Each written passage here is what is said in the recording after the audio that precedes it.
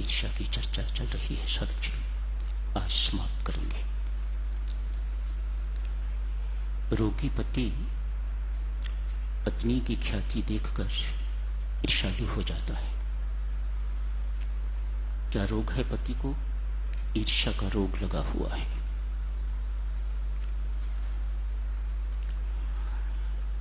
व्यंग्यात्मक शब्द, कटु शब्द, निंदा भरे शब्द, ये सब के सब साधक चलो ईर्ष्या की ही अभिव्यक्तियां हैं। ईर्ष्यालु व्यक्ति दूसरे के दोष, जिसके प्रति उसकी ईर्ष्या है, दोष देखता है, फिर वर्णन करता है, तो इसे ही निंदा चुगली कहा जाता है। कटु शब्द बोलता है, व्यंग्यात्मक शब्द बोलता है, सरकास्टिक वर्ड्स।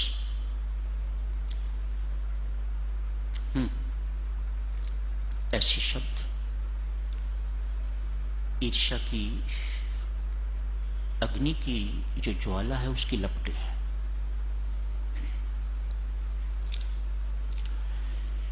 प्रत्येक साधक को साधक चलूं इस रोग से सावधान भी रहने की जरूरत, जागरूक भी रहने की जरूरत, और फिर पूर्णतया बचे रहने की जरूरत। अन्यथा ईर्ष्या एक ऐसी घुन, ऊपर से तो आपका व्यक्तित्व सही दिखाई देता है, लेकिन भीतर से आप जल के राख हो जाते हैं। हर ईर्ष्यालु व्यक्ति चाहता है जिसके प्रति उसकी ईर्ष्या है उसको जला के तो वह राख कर देगा। ये उसकी आंतरिक भावना हुआ करती है। उसको ये पता नहीं कि तू ही जल के खाक हो जाएगा। ऐसा नहीं साधक चलो कि ईर्ष्यालु व्यक्ति दूसरों का बिगाड़ नहीं सकते, बिगाड़ते हैं, बिगड़ता भी है, लेकिन वह व्यक्ति तो परमात्मा के प्रेम में निमज्जित डूबा हुआ यही मानता है। व्यक्ति कोई भी साधन हो सकता है, निमित्त हो सकता है, लेकिन ये मेरे कर्मों का खेल है, और शांत हो जाता है। सत्य भी यही है साधक जी। इस सत्य को साधक ही जानता और पहचानता है। बीजापुर के एक नवाब मुसलमान हैं, लेकिन विद्वान, योग्य, बुद्धिमान हिंदुओं को, ईमानदार हिंदुओं को अपने राज्य में उच्च पद पर भी नियुक्त कर लेते हैं। दामाजी नाम का एक साधक है, उसे किसी राज्य का शासक बनाया हुआ है, नगर का कहिए, राज्य का कहिए, शासन दिया हुआ है। दंपत्ति बहुत आस्तिक हैं, परमात्मा के प्यार में डूबे हुए, संतान नहीं है। अपना कामकाज करते हुए परमात्मा की लीला निहारते हैं। जो प्रेमी साधक हैं, साधक जनों जो प्रेम के पुजारी हैं, उनके लिए संसार दुखालय नहीं है। संसार दुखालय उन्हीं के लिए है जो संसार को देने की बजाय हाथ पसारे बैठे हुए हैं। उनके लिए संसार दुखालय है। शास्त्र कहता है ये संसार सेवा स्थली है।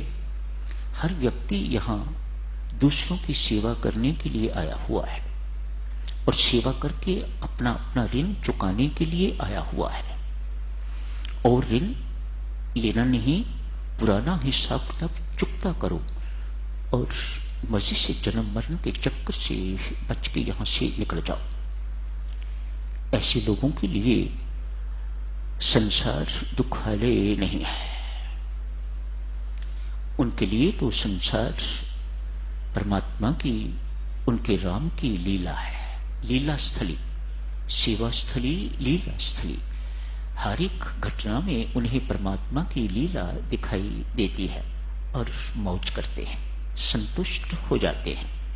कोई रोता दिखाई देता है तो वह भी परमात्मा की लीला, कोई हंसता हुआ दिखाई देता है तो वह भी परमात्मा की लीला, कोई ठाका मारता है तो वह भी परमात्मा की लीला उन्हें दिखाई देती है और मस्त रहते हैं। स्वयं प्रसन्न रहते हैं, दूसरों को भी प्रसन्न रखते हैं, स्वयं सुखी रहते हैं, आनंदित रहते हैं और दूसरों को भी आनंद ही प्रदान करते हैं, सुख ही बांटते हैं। दामाजी ऐसे ही है। परमात्मा में पूर्ण विश्वास है, सारे नगर के, उस जगह के बहुत चहेता है, बहुत इन्हें पसंद किया जाता है। He is helpful to everybody. 3 दिन से लगातार बारिश नहीं हुई। ऐसे ऐसे करते करते 3 दिन ही नहीं 3 वर्ष भी हो गए हैं। 3 वर्ष से साधकजनों अकाल की स्थिति आ गई है। हजारों मानव, हजारों व्यक्ति मरने शुरू हो गए हैं। जो बाकी रह गए हैं वे सिर्फ हड्डियों के ढांचे, रक्तहीन हड्डियों के ढांचे दिखाई देते हैं। दामाजी से ये सब कुछ देखा नहीं जाता। उन्हें नवाब के क्रोध की चिंता नहीं, इनके प्राण बचाने की चिंता है। अतएव नौबत ये आ गई हुई है इस वक्त कि लोग सूखे पत्ते खा के तो गुजारा करते, लेकिन सूखे के कारण अब सूखे पत्ते भी उपलब्ध नहीं रहे। दामाजी ने घर में जितना कुछ पड़ा हुआ था सब बांट दिया। बड़ी भीड़ लग गई दामाजी के निवास स्थान पर। यहां तक राज्य कोष में भी जो कुछ वो अन्न के रूप में इत्यादि इत्यादि लेता था वह भी खोल दिया, वह भी सब कुछ बट गया। दामाजी बहुत प्रसिद्ध हो गए हैं। ये प्रसिद्धि दूसरे की हर एक से देखी नहीं जाती। ये ख्याति हर एक से देखी नहीं जाती।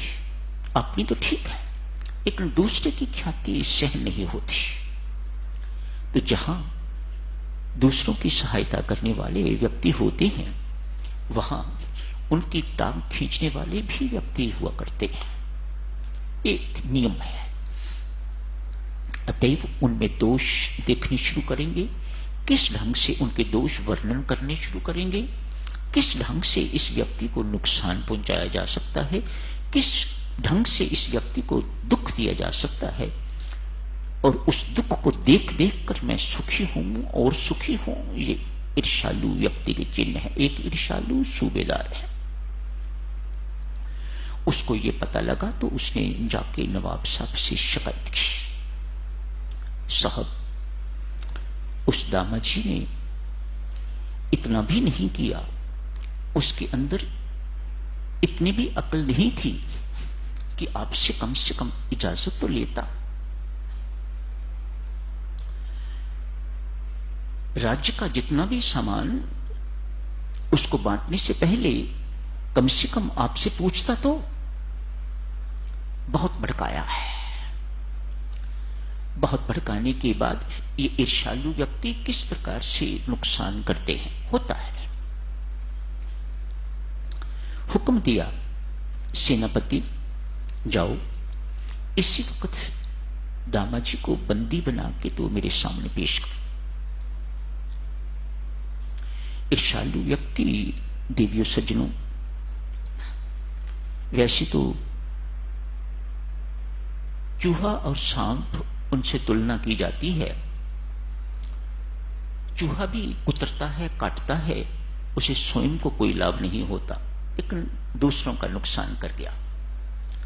सांप भी काटता है तो उससे उसको कोई फायदा नहीं है, लेकिन दूसरे की तो मृत्यु हो गई। इसी प्रकार से संत महात्मा कहते हैं, ओले फसल को बर्बाद कर देते हैं, स्वयं बर्बाद हो जाते हैं साथी, लेकिन उन्हें फसल बर्बाद करने का जो सुख महसूस होता है, ऐसा ही है इरशाद।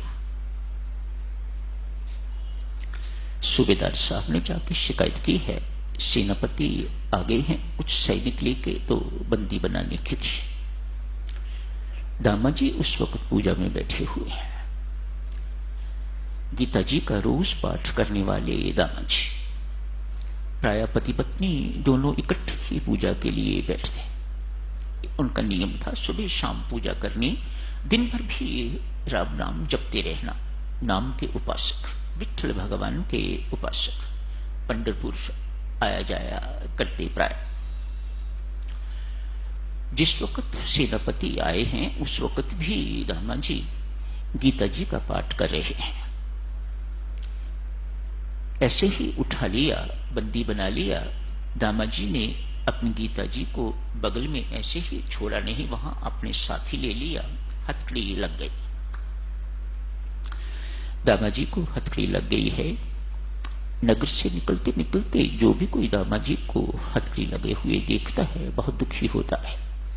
कोलाहल मच गया, मानो लोग विद्रोह करने के लिए तैयार हैं। ये अन्याय है, ये तो देवता है, इसको बंदी नहीं बनाना चाहिए, इत्यादि इत्यादि। दामा जी उन्हें शांत करते हैं, ना भाई, मैंने अपना कर्तव्य निभाया है, सेनापति को अपना कर्तव्य निभाने दो।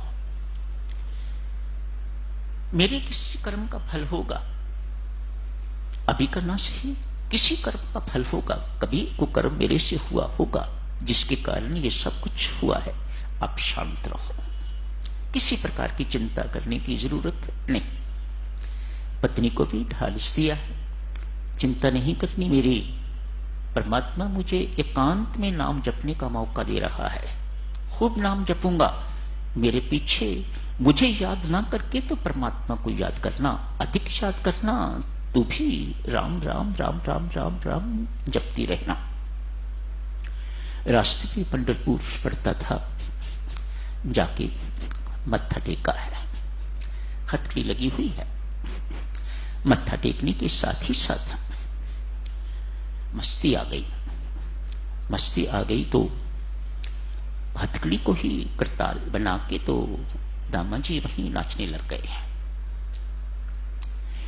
लोगों को क्या पता ये क्या कर रहे हैं, क्या नहीं कर रहे हैं। उधर देवीय सज्जनों, एक श्याम वर्ण का किशोर अपने कंधे पर एक काली कंबली सी डाली हुई है, बहुत मनमोहक चेहरा, चमकती हुई आंखें, एक थैली में पैसे लिए हुए हैं। उनके पास पहुंच गए हैं बीजापुर। निर्भय, कोई किसी प्रकार का संकोच नहीं, कोई भय नहीं। दरबार में जाके पहुंच गए, कहा मैं दामा जी का नौकर हूं। उस किशोर ने कहा मैं दामा जी का नौकर हूं, जो अन्न उन्होंने प्रजा की सहायता के लिए बांटा है उसका मूल्य चुकाने के लिए आया हूं। ये थैली रख लीजिएगा, पैसे गिन लीजिएगा, मुझे रसीद दे दीजिएगा। एक किशोर ने कहा किसको सुरत है, किसको फुर्सत है कि वह थैली के पैसे गिने। वह चेहरा इतना मनमोहक है कि उस व्यक्ति की आंख उठती नहीं है। देखे जा रहे हैं, मुदित होते जा रहे हैं, मुक्त होते जा रहे हैं। किसी को कहा इस थैली में पैसे गिन लो। जैसे थैली खाली करता है फिर भर जाती है। रसीद दे दी। रसीद दे के कहा मेरा नाम बिट्ठू है। विठल भगवान बिट्ठू बन के आए हुए हैं। कहा मेरा नाम बिट्ठू है, मैं दामा जी का नौकर हूं। रसीद लेके किशोर अंतर्धान हो गए। इस सुल्तान की बड़ी बुरी हालत है, इस नवाब की इतनी बुरी हालत है कि मानो जो गया है वह मेरे प्राण ही लेके चला गया है साथ ही साथ। 2 दिन के बाद दामाद जी पहुंचे, पैदल ला रहे कि इतना समय उन्हें लग गया पहुंचते पहुंचते नवाब साहब के पास। नवाब साहब तो प्रतीक्षा ही कर रहे थे। उसी वक्त हुक्म दिया इनकी हथकड़ी खोल दी जाए। हथकड़ी खोली, उन्हें अपने गले लगाया, कहा भैया बाकी की बातें तो बाद में करेंगे, मुझे एक बार उस बिट्ठू के दर्शन करवा दे, मैं उसके बिना जिंदा नहीं रह सकूंगा। मैं इतने दिन तेरी प्रतीक्षा में अपने प्राण संभाले हुए हूं, नहीं तो मर जाता। मुझे एक बार उस बिट्ठू के, उस बालक के दर्शन करवा दे। दामाद जी ने कहा नवाब साहब मुझे माफ करें, मैं तो स्वयं आपका नौकर हूं, मेरा कोई नौकर नहीं, मैंने किसी के हाथ कोई पैसे भेजे नहीं। लगता है विट्ठल भगवान आपको दर्शन दे गए, भगवान कृपा करके दया करके तो आपको दर्शन दे गए, आप बहुत भाग्यवान हैं। मैं नहीं सुनना चाहता ये सब कुछ, नवाब कहता है जो रसीद मैंने दी थी वह तेरी गीता जी से लटक रही है, वही रसीद है। मैं कैसे मानूं कि वह तेरा नौकर नहीं है और तूने पैसे नहीं भेजे। यही रसीद मैंने यहां से भेजी थी, वह तेरी गीता जी से लटक रही है। दामाद जी बेचारों को पता भी नहीं है कि मेरे साथ क्या क्या भगवान खेल खेल रहे हैं। दोनों दामाद जी के निवास स्थान पर पहुंचे। मैं उसके बिना नहीं रह सकता, नवाब कहते हैं, मुझे वहां ले चल, अपने निवास स्थान पर ले चल। वहां जाके मैं उस विट्ठल को, फिट्ठू को फिर देखना चाहता हूं, उसके दर्शन करना चाहता हूं। दोनों ने कहते हैं सड़क चलो, वहीं बैठ के तो परमात्मा की आराधना की है। नवाब वापस नहीं गए, भगवान के दर्शन हुए दोनों को। कहते हैं बीजापुर में दोनों की समाधियां एक साथ बनी हुई हैं। जिसने ये शिकायत की थी उसको आजीवन कारावास दिया गया है। यहां पर भी यातनाएं ऐसे व्यक्ति के लिए, और परमेश्वर के घर में भी नारकीय यातनाएं उसे मिली। संत स्वभाव के साधक जनों, संत महात्माओं के लिए यही कहा जाता है कभी भूल से भी उनकी निंदा नहीं करनी है। उनके प्रति ईर्ष्या का भाव, जलन का भाव कभी मन में ना आए, उन्हें नीचा दिखाने का भाव कभी मन में ना आए। उनकी सत्संगति से लाभ लीजिएगा। शुभकामनाएं, मंगल कामनाएं। इसी के साथ साथ जनों, ईर्ष्या का प्रसंग समाप्त होता है। परमेश्वर से करबद्ध प्रार्थना है, परमात्मा हमसे अधिक तू जानता है किस किस के अंदर कितना कितना रोग ये घर किए हुए है। हमें बल दे कि हम इस रोग से मुक्त हो सके। कृपा कर परमेश्वर, कृपा कर। हम सब पर बहुत निर्बल हैं, बहुत दुर्बल हैं। तेरे बल के बिना हम इस रोग से कभी मुक्त नहीं हो सकेंगे। परमेश्वर तेरी कृपा सब पर बनी रहे, सदा सदा सब पर बनी रहे।